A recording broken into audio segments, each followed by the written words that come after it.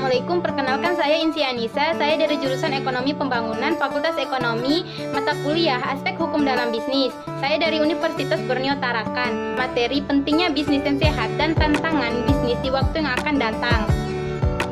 Berbisnis yang sehat. Apa itu bisnis yang sehat? Bisnis yang sehat adalah bisnis yang memiliki kemampuan bertahan dalam kondisi ekonomi sulit sekalipun.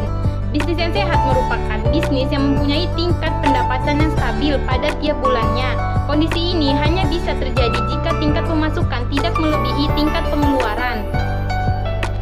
Mengapa penting memiliki bisnis yang sehat? Seperti yang bisa kita lihat, perubahan teknologi, permintaan konsumen, biaya yang membengkak, kompetisi yang juga tidak mau ketinggalan, dan juga perubahan gaya hidup karyawan mempengaruhi kondisi bisnis. Bisnis yang terus-menerus suntik modal berarti mengalami kebocoran bisnis yang serius. Dalam berbisnis diperlukan etika bisnis. Apa itu etika dalam berbisnis?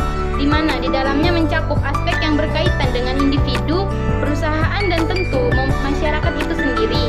Apa pentingnya etika bisnis? Etika bisnis mempunyai peranan penting sebab dapat menciptakan norma, nilai, dan juga perilaku karyawan serta pemimpin dengan tujuan membangun hubungan yang sehat dan adil dengan relasi kerja, masyarakat, atau pemegang saham. Apa ciri-ciri bisnis yang sehat dan bersih? Yang pertama itu berjalan dengan sistem yang terkendali. Yang kedua, memiliki pertumbuhan profit yang sehat minimal 10 sampai dengan 15% per tahun. Yang ketiga, memiliki karyawan yang produktivitasnya terukur. Yang keempat, bisa berjalan tanpa intervensi pemilik secara operasional. Yang kelima, tidak suntik modal secara terus-menerus. Yang keenam, mampu membayar hutang. Yang ketujuh, memiliki perputaran stok yang tinggi. Yang kedelapan, punya budget besar untuk pelatihan karyawan. Yang kesembilan, karyawan loyal lebih banyak dari yang keluar masuk. Yang kesepuluh, punya dana promosi yang besar. Tantangan bisnis yang pertama yaitu moral dan integritas. Sebagai pemilik bisnis, tidak hanya perlu menerapkan kejujuran dan integritas pada klien dan menjadi contoh untuk para pegawai, namun juga sadar akan situasi yang bisa memicu perilaku tidak jujur. Yang kedua, adanya transformasi digital. Transformasi digital yang setiap hari makin maju dan canggih memang memiliki banyak sekali manfaat untuk perkembangan dunia bisnis saat ini. Yang ketiga itu sumber daya manusia. Sebuah bisnis yang ingin berjalan secara profesional dan berkembang butuh untuk merekrut sumber daya manusia yang memiliki kemampuan yang mencukupi. Yang keempat, persaingan semakin ketat. Teknologi canggih mampu mengintegrasi saluran bisnis sehingga dapat dilakukan tanpa batasan ruang dan waktu. Yang kelima, perubahan masyarakat. Tantangan dari masyarakat saat ini adalah masyarakat senantiasa berubah, baik dari segi selera, keinginan, dan kebutuhan. Yang keenam, kurangnya dukungan pimpinan. Bisnis saat ini bisa dilakukan dan dikontrol dari jarak yang cukup jauh menggunakan website, email, dan fitur chatting. Permasalahan yang kerap terjadi dengan metode komunikasi jarak jauh ini adalah hilangnya sosok pemimpin. Yang ketujuh itu ketidakpastian kondisi ekonomi, perubahan permintaan pasar yang begitu cepat, ketidakstabilan harga bahan baku, kurs mata uang yang naik turun, dan sebagainya merupakan sesuatu yang sulit diprediksi namun bisa membawa pengaruh besar pada bisnis yang dijalankan. Kedelapan, mengelola keuangan bisnis.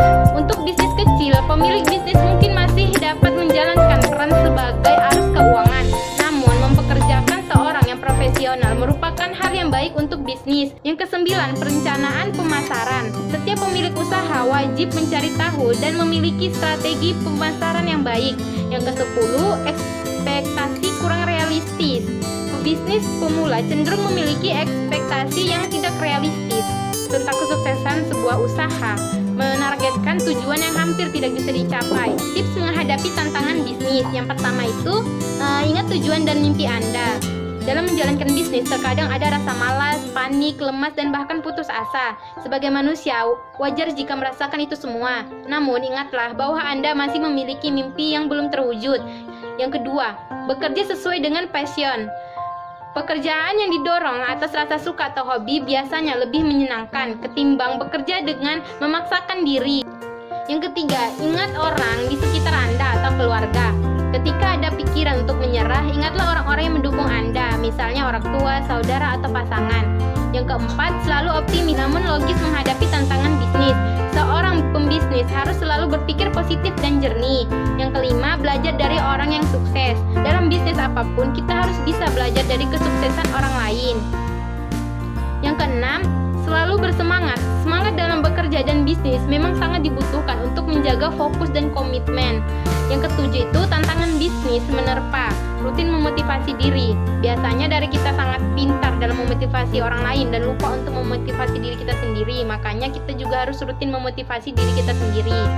Solusi mengatasi tantangan bisnis lainnya, diantaranya yaitu melakukan prediksi yang lebih cerdas, mengurus keuangan dengan baik, unggul dalam teknologi, metode pemasaran yang efektif, meningkatkan kualitas produk. Sekian dari saya, terima kasih.